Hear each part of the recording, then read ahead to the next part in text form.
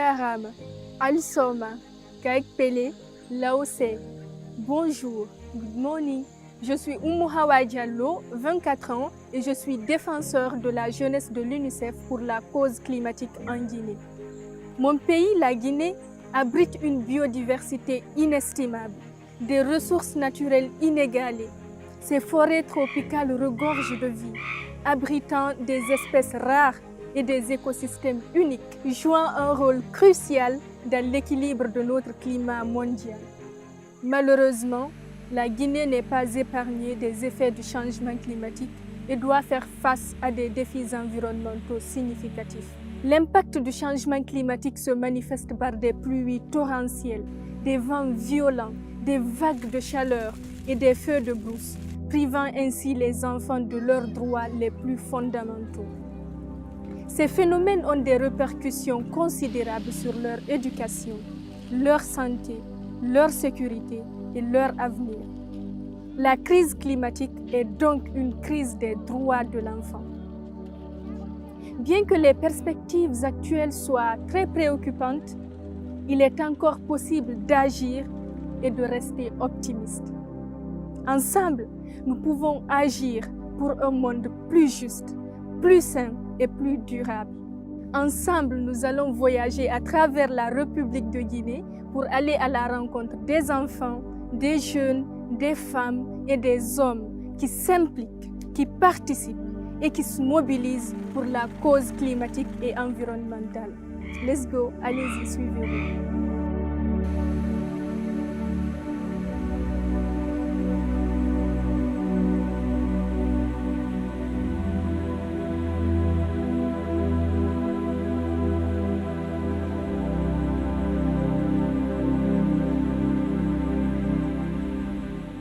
Ce jour, j'ai eu une très grande peur quand j'ai vu l'ampleur des dégâts.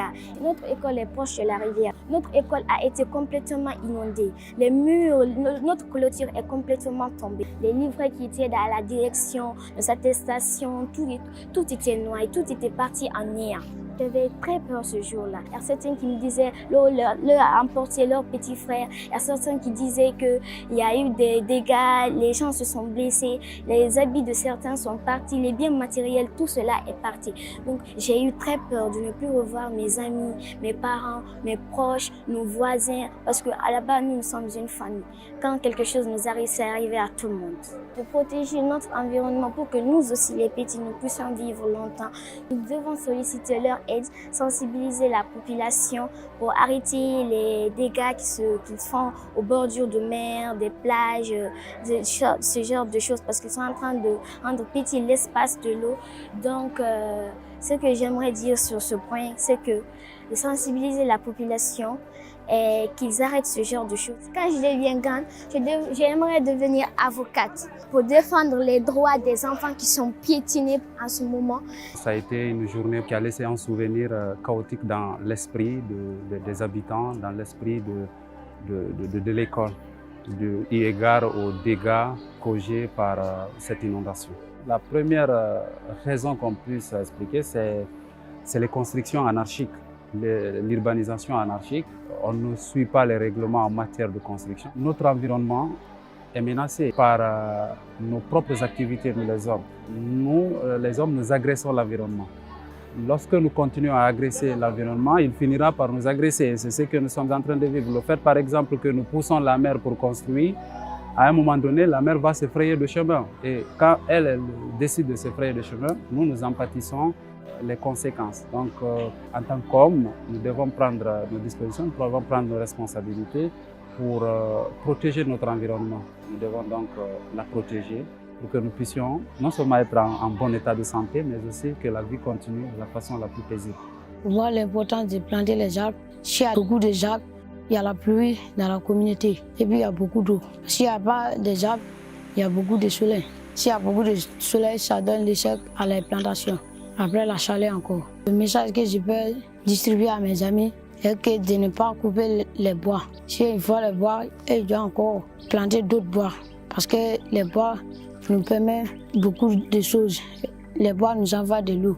S'il y a les arbres, on n'aura pas de la soleil comme ça. La démographie est en train de s'accroître de façon exponentielle et les ressources restent intactes ou les ressources diminuent. Le morcellement des habitats est beaucoup plus prononcé sur les chimpanzés et ça fait qu'il y a fréquemment accidents entre hommes et chimpanzés. Lorsque les chimpanzés se voient vraiment menacés, ils reculent jusqu'à coincer.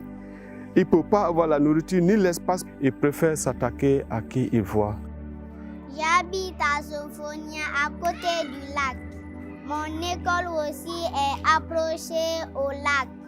Le lac actuellement, c'est très sale. Il y a trop de saleté dans le lac. Il y a beaucoup d'ordures. Les gens font pipi. Nous qui est à côté, ça nous dérange beaucoup. Il y a beaucoup de moustiques, il y a beaucoup de mouches. C'est pour ça qu'on est beaucoup malade. Je vous demande pardon. Protégeons les lacs pour moi et mes amis, tous mes amis.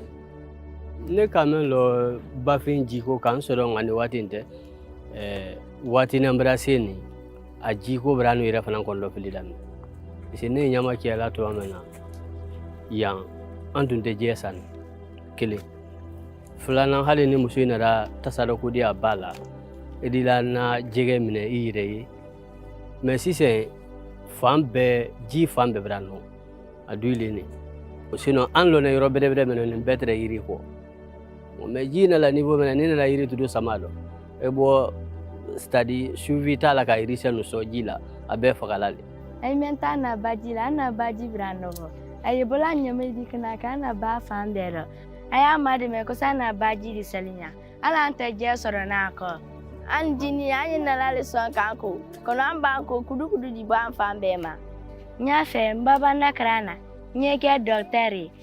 Ils vivent d'ici. Soit ils brûlent les pneus pour y vivre, soit on lave les choses. En tout cas, chacun récupère quelque chose. Et puis ça a diminué le taux de scolarité de nos enfants. Il ne va pas à l'école maintenant. Tous nos enfants sont là-bas. Et des fois, il y a des engins explosifs qui ont tué des enfants ici. J'ai monté 2 enfants ici qui ont des jambes amputées. Chers parents, les caniveaux ne sont pas des poubelles. Les caniveaux ne sont pas faits pour déposer des ordures. Les caniveaux sont faits pour nous aider à évacuer les eaux de ruissellement. Si vous continuez à déposer des ordures dans ce caniveau, cela va développer les moustiques.